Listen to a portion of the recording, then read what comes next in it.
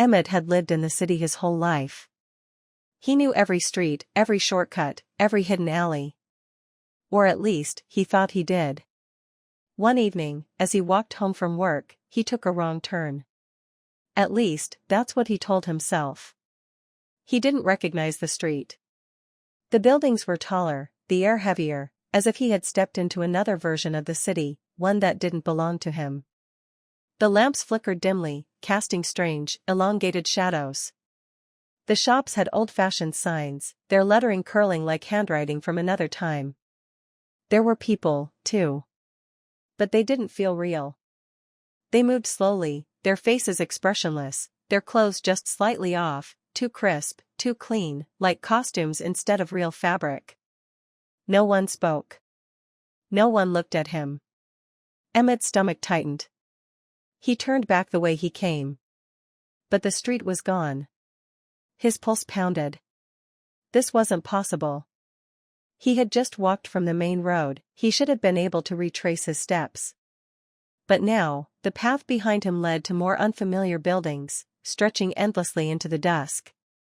Panic crept in. He grabbed his phone. No signal. The battery, fully charged a moment ago, was now at 1%. A single message appeared on the screen. Don't talk to them. The phone died. Emmett's breath came in short gasps. He turned a corner, searching for anything familiar. Then, a hand on his shoulder. Cold.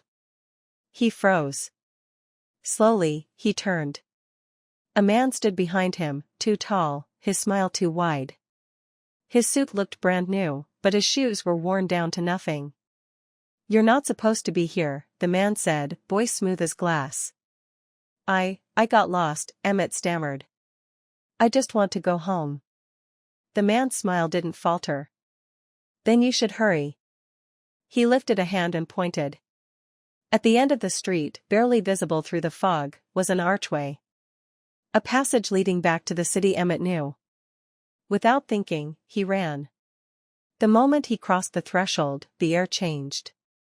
The sounds of the real city, cars, voices, life, rushed back. He turned around. The street was gone.